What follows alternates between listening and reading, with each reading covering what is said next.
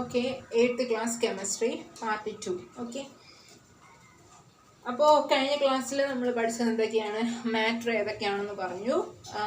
മാറ്ററിൽ സോളിഡിന് കുറച്ച് examples, solid എന്നല്ല, എയറിന് space വേണം, അതുപോലെ തന്നെ എയറിന് മാസ് ഉണ്ട് എന്നൊക്കെ മനസ്സിലാക്കാൻ വേണ്ടിയിട്ട് 2-3 എക്സ്പെരിമെൻ്റ് എക്സാമ്പിൾസ് ഒക്കെ നമ്മൾ പഠിച്ചായിരുന്നു. അടുത്ത് നമ്മൾ പറയാൻ പോകുന്നത് ഇതിൻ്റെയൊക്കെ പ്രോപ്പർട്ടീസ് ആണ്. മാറ്ററിൽ നമുക്കറിയാം മെയിനായിട്ട് 3 ആൾക്കാരാണ് ഉള്ളത്. First state solid, liquid and gas എന്ന് പറയുന്ന 3 സ്റ്റേറ്റ് ഓഫ് മാറ്ററാണ് മെയിൻ ഇമ്പോർട്ടൻറ്റ്. 4ാമത്തെ സ്റ്റേറ്റ്, 5ാമത്തെ സ്റ്റേറ്റ്, 6ാമത്തെ സ്റ്റേറ്റ് ഞാൻ ഒരിക്കൽ കൂടി എക്സ്പ്ലെയിൻ ചെയ്യും. വെയിറ്റ്, ആദ്യം നമുക്ക് പ്രോപ്പർട്ടീസ് എന്താണെന്ന് നോക്കാം. സോളിഡിൻ്റെ മെയിൻ പ്രോപ്പർട്ടി എന്ന് പറയുന്നത് എന്താണ്? ഇതിന് സ്പേസ് വേണം, ഒക്കുപ്പൈ ചെയ്യാൻ വേണ്ടിയിട്ട് സ്പേസ് വേണം. സോളിഡിനെ സംബന്ധിച്ചിടത്തോളം it having A definite mass, having A definite volume അല്ലേ, ഒരു ഡെഫിനിറ്റ് വോളിയം ഉണ്ടായിരിക്കും, ഹാവിങ് എ ഡെഫിനിറ്റ് മാസും ഉണ്ടായിരിക്കും. ആരെ സംബന്ധിച്ച്?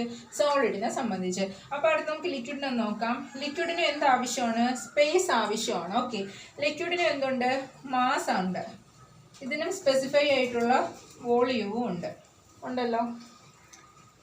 ഇനി ഗ്യാസിനെ സംബന്ധിച്ചിടത്തോളം ഗ്യാസിനും സ്പേസ് ആവശ്യമാണ്, having A mass and having A particular volume. Okay, ഇനി ഷേപ്പിൻ്റെ കാര്യം നോക്കാം. സോളിഡിന് ഒരു ഇന്ന ഷേപ്പിലാണ്, ഒന്നിൽ റെക്ടാങ്കുലർ ഷേപ്പാണ് അല്ലെങ്കിൽ ട്രയാങ്കുലർ ഷേപ്പാണ് എന്ന് നമുക്ക് പറയാം. So it should having A shape. ഏതിന് ഷേപ്പ് ഉണ്ട്? സോളിഡിന് ഷേപ്പ് ഉണ്ട്. ലിക്വിഡിന് ഷേപ്പ് ഉണ്ടോ? ഇല്ല, ലിക്വിഡിന് നോ ഷേപ്പ്. ഗ്യാസിന് ഷേപ്പ് ഉണ്ടോ? ഇല്ല, ഗ്യാസിനും ഷേപ്പ് ഇല്ല. ഓക്കെ, ഇനി ലിക്വിഡിന് ഷേപ്പ് ഉണ്ട്. എങ്ങനെയെന്നറിയോ? ലിക്വിഡ് ഏതെങ്കിലും ഒരു കണ്ടെയ്നറിലാണ് നമ്മൾ എടുക്കുന്നതെങ്കിൽ ആ കണ്ടെയ്നറിൻ്റെ ഷേപ്പ് ആയിരിക്കും ആർക്കെന്ന് പറയുന്നത്? ലിക്വിഡിനെന്ന് പറയുന്നത്. അല്ലാതെ ഒരു ഡെഫിനറ്റ് ആയിട്ടുള്ള ഷേപ്പ് ലിക്വിഡിന് ഇല്ല. ഇനി സോളിഡിൻ്റെ കാര്യം നോക്കാം. സോളിഡിന് ഫ്ലോ ചെയ്യാനുള്ള കപ്പാസിറ്റി ഉണ്ടോ? ഒഴുകി പോകാനുള്ള കപ്പാസിറ്റി ഉണ്ടോ? ഇല്ല. അപ്പോൾ സോളിഡ് എന്ത് ചെയ്യില്ല? നോട്ട് ഫ്ലോ, ഒഴുകത്തില്ല. ഓക്കെ, ലിക്വിഡ് ഒഴുകും, ഫ്ലോ. ഗ്യാസ് എന്ത് ചെയ്യും? ഒഴുകും. ഓക്കെ, അതിൻ്റെ ഡിഫറൻസസ് മനസ്സിലായല്ലോ. പിന്നെ വേറെ എന്തുണ്ട്? നമുക്ക് സോളിഡ് പ്രസ് ചെയ്യാൻ സാധിക്കുമോ? നല്ല കട്ടിയുള്ള സോളിഡ് ആണെങ്കിൽ നമുക്ക് എന്ത് ചെയ്യാൻ പറ്റില്ല? പ്രസ് ചെയ്യാൻ പറ്റില്ല. അപ്പോൾ കട്ടിയില്ലെങ്കിൽ അതിന് പേര് സോളിഡ് എന്നല്ല, അതിന് സെമി സോളിഡ് എന്നാണ് വിളിക്കാറ്. ഓക്കെ, അപ്പോൾ നല്ല ഹാർഡായിട്ടുള്ള സബ്സ്റ്റൻസിനെ വിളിക്കുന്ന പേരാണ് സോളിഡ്. അപ്പോൾ നമുക്ക് സോളിഡിന് എന്ത് ചെയ്യാൻ പറ്റില്ല? പ്രസ് ചെയ്യാനും സാധിക്കില്ല. So it can not be press. Liquid നമുക്ക് പ്രസ് ചെയ്യാമല്ലോ, ഗ്യാസിനെ നമുക്ക് പ്രസ് ചെയ്യാമല്ലോ. സോ ഇതാണ് ഇതിൻ്റെയൊക്കെ ഡിഫറൻസ് എന്ന് പറയുന്നത്. ഓക്കെ, ഇനി ഞാൻ പറഞ്ഞു ഇത് 3 സ്റ്റേറ്റ് ഓഫ് മാറ്റർ ആണ്. ഇതല്ലാതെ 4ാമത്തെ സ്റ്റേറ്റിലാണ് ആരെന്ന് പറയുന്നത്? പ്ലാസ്മ എന്ന് പറയുന്നത്. ഓൾറെഡി ഞാൻ കഴിഞ്ഞ ക്ലാസ്സിൽ പറഞ്ഞു പ്ലാസ്മയെ പറ്റി. അപ്പോൾ 4ാമത്തെ സ്റ്റേറ്റ് ഓഫ് മാറ്റർ ആണ് പ്ലാസ്മ എന്ന് പറയുന്നത്. പ്ലാസ്മ കാണുന്നത് സൺ അല്ലെങ്കിൽ സ്റ്റാർസിൻ്റെയൊക്കെ സെൻറ്റർ പോർഷനിലാണ് ആര് കാണപ്പെടുന്നത്? പ്ലാസ്മ കാണപ്പെടുന്നത്. അതായത് നല്ല അയണൈസ്ഡ് സ്റ്റേറ്റ് ആയിട്ടാണ് കാണപ്പെടുന്നത്. അയോൺസ് ആയിട്ടാണ് ആരെ കാണപ്പെടുന്നത്? പ്ലാസ്മയെ കാണപ്പെടുന്നത്. അപ്പോൾ അയോൺസ് ആയിട്ട് കാണപ്പെടുന്നത് കൊണ്ട് തന്നെ ഇപ്പോൾ നിങ്ങൾക്ക് മനസ്സിലായിക്കണം, ഭയങ്കര ഹീറ്റുള്ള റീജിയനിലാണ് ആര് കാണുന്നത്? പ്ലാസ്മ കാണുന്നത്. ഓക്കെ, ഇനി 5th സ്റ്റേറ്റ് ഓഫ് മാറ്റർ ആരാണെന്ന് നോക്കാം. It is Bose Einstein condensate. ആരാണ്? ബോർ ഐൻസ്റ്റീൻ കണ്ടൻസേറ്റ് എന്ന് പറയുന്ന ഒരു വസ്തുവാണ് 5th സ്റ്റേറ്റ് ഓഫ് മാറ്റർ എന്ന് പറയുന്നത്. 6th സ്റ്റേറ്റ് ഓഫ് മാറ്റർ എന്ന് പറയുന്നത് ഫെർമിയോണൈറ്റ് കണ്ടൻസേറ്റ് എന്നാണ് പറയുന്നത്.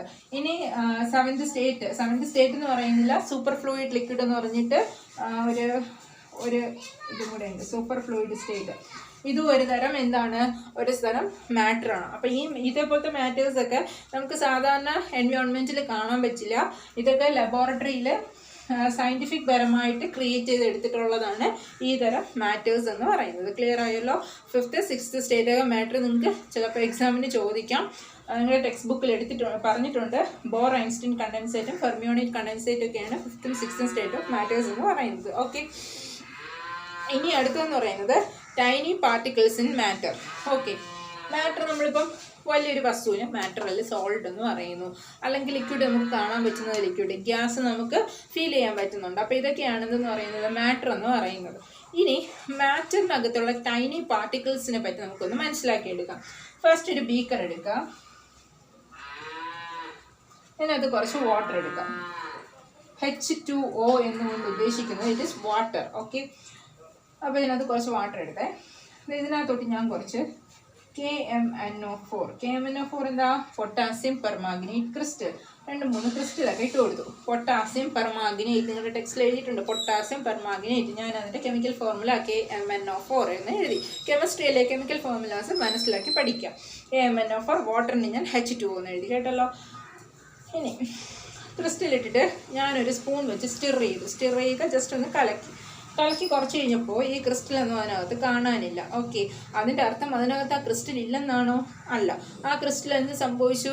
അത് പൊടിഞ്ഞ് അതിനകത്ത് അലിഞ്ഞ് വെള്ളത്തിനോടൊത്ത് ചേർന്ന് കുഞ്ഞു കുഞ്ഞു പാർട്ടിക്കിൾസ് ആയിട്ട് കാണപ്പെടുകയാണ്.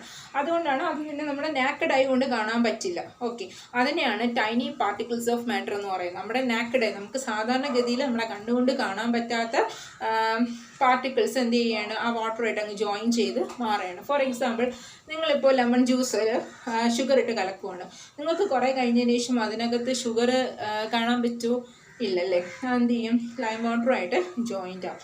അപ്പോൾ ലൈം വാട്ടറുമായിട്ട് ഇങ്ങനെ ജോയിൻ ചെയ്യുന്ന സമയത്ത് ആക്ച്വലി ആ ഷുഗർ പാർട്ടിക്കിൾ വാട്ടറിലുണ്ടല്ലോ, അതുകൊണ്ടല്ലേ നിങ്ങൾക്ക് ഷുഗർ, നിങ്ങൾക്ക് ഇനിപ്പ് ഫീൽ ചെയ്യുന്നത് കുടിക്കുമ്പോൾ സ്വീറ്റ് ഉള്ളത്. അപ്പോൾ എന്താ പറയുക, ഏതൊരു പാർട്ടിക്കിളായാലും അതിന്, അല്ലെങ്കിൽ ഏതൊരു മാറ്റർ ആയാലും അതിനെന്തുണ്ട്? ടൈനി പാർട്ടിക്കിൾസ് ഉണ്ട്.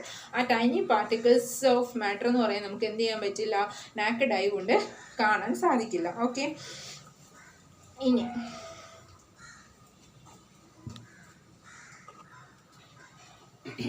നെക്സ്റ്റ് എന്ന് പറയുന്നത് നമുക്ക് സ്റ്റേറ്റ് ഓഫ് മാറ്റർ എന്താണെന്ന് നോക്കാം. പിന്നെ അതിൻ്റെയൊക്കെ അങ്ങോട്ടും ഇങ്ങോട്ടുള്ള ചേഞ്ചസ് എന്താണെന്ന് നോക്കാം, അല്ലേ? ചേഞ്ച് ഓഫ് സ്റ്റേറ്റ് എന്താണെന്ന് നോക്കാം.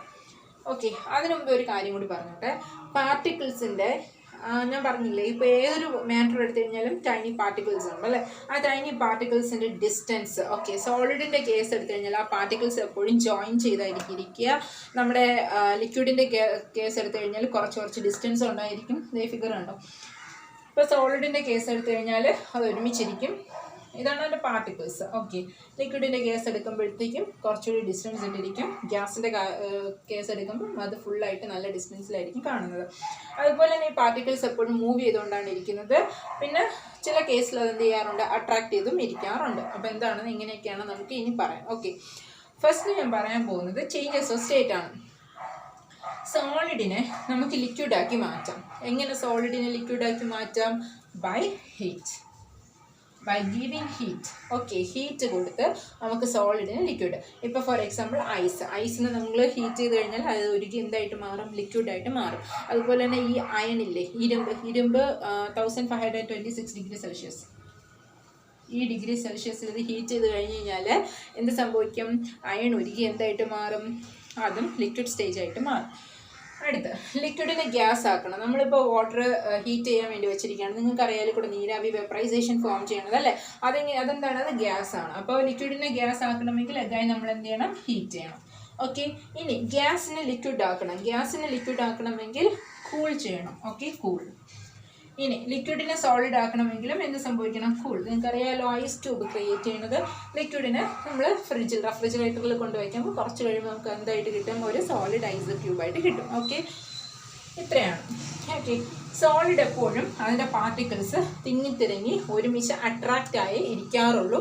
അവർ തമ്മിൽ ഒരു ഡിസ്റ്റൻസും ഉണ്ടായിരിക്കത്തില്ല. പാർട്ടിക്കിൾസ് തമ്മിൽ യാതൊരു ഡിസ്റ്റൻസ് സോളിഡിൻ്റെ കേസിൽ ഉണ്ടായിരിക്കില്ല. ലിക്വിഡിൻ്റെ കേസ് എടുക്കുകയാണെങ്കിൽ നിങ്ങളൊന്ന് ആലോചിച്ച് നോക്കിയേ, സോളിഡിനെ ഹീറ്റ് ചെയ്താണ് എന്ത് ചെയ്യുന്നത്? ലിക്വിഡാക്കി എടുക്കുന്നത്.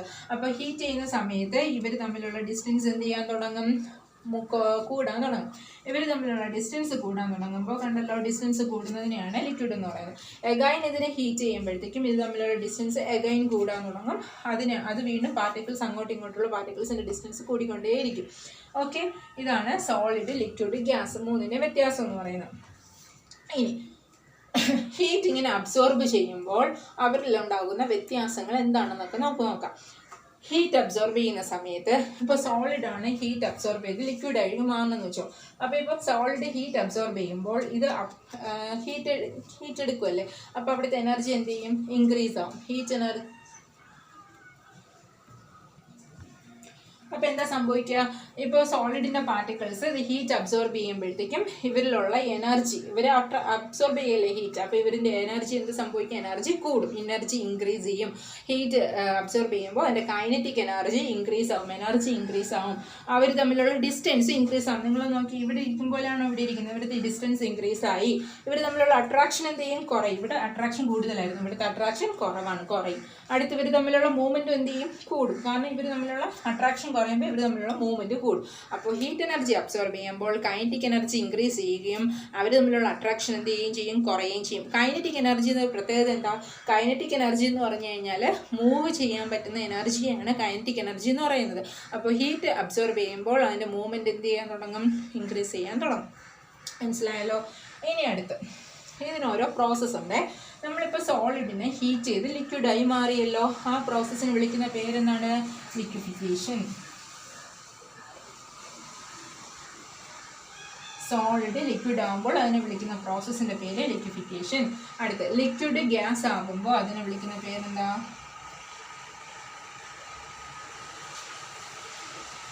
വേപ്പറൈസേഷൻ. ഓക്കെ, അപ്പോൾ സോളിഡ് ലിക്വിഡ് ആകുമ്പോൾ ലിക്വിഫിക്കേഷൻ, ലിക്വിഡ് ഗ്യാസ് ആകുമ്പോൾ വേപ്പറൈസേഷൻ. ഓക്കെ, അഗൈൻ നമ്മുടെ ഗ്യാസിനെ ലിക്വിഡ് ആക്കുമ്പോൾ ഇറ്റ് ഈസ് കണ്ടൻസേഷൻ.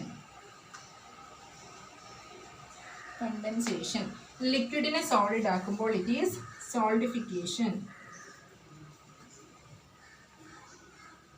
ഓക്കെ, ഇനി ഗ്യാസിനെ സോളിഡ് ആക്കുമ്പോൾ ഇറ്റ് ഈസ് സബ്ലിമേഷൻ.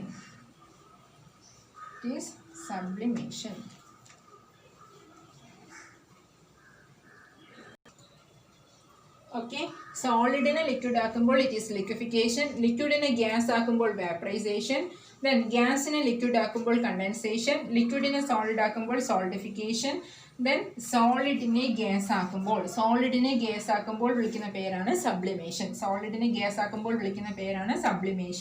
ഗ്യാസിനെ സോളിഡ് ആക്കുമ്പോഴും സോൾഡിഫിക്കേഷൻ എന്നാണ് വിളിക്കുന്നത്. ഓക്കെ, ഗ്യാസിനെ സോളിഡ് ആക്കുമ്പോഴും, അപ്പം ഞാൻ പറയാം, സോളിഡ് ലിക്വിഡ് ആക്കുന്ന പ്രോസസ്സിനെ ലിക്വിഫിക്കേഷൻ എന്ന് പറയുന്നു. ലിക്വിഡിനെ സോളിഡ് ആക്കുന്ന പ്രോസസ്സിനെ സോൾഡിഫിക്കേഷൻ എന്ന് വിളിക്കുന്നു. ഇനി ലിക്വിഡിനെ ഗ്യാസ് ആക്കുന്ന പ്രോസസ്സിനെ എന്ത് വിളിക്കുന്നു, വേപ്പറൈസേഷൻ എന്ന് വിളിക്കുന്നു. ഗ്യാസിനെ ലിക്വിഡ് ആക്കുന്ന പ്രോസസ്സിനെ കണ്ടൻസേഷൻ എന്ന് വിളിക്കുന്നു. ക്ലിയർ ആയല്ലോ. ഇനി സോളിഡും ഗ്യാസും. സോളിഡിനെ ഗ്യാസ് ആക്കുന്ന പ്രോസസ്സിനെ എന്ത് വിളിക്കുന്നു, സബ്ലിമേഷൻ എന്ന് വിളിക്കുന്നു.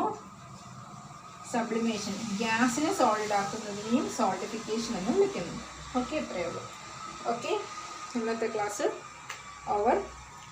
Next balance next video. Thank you.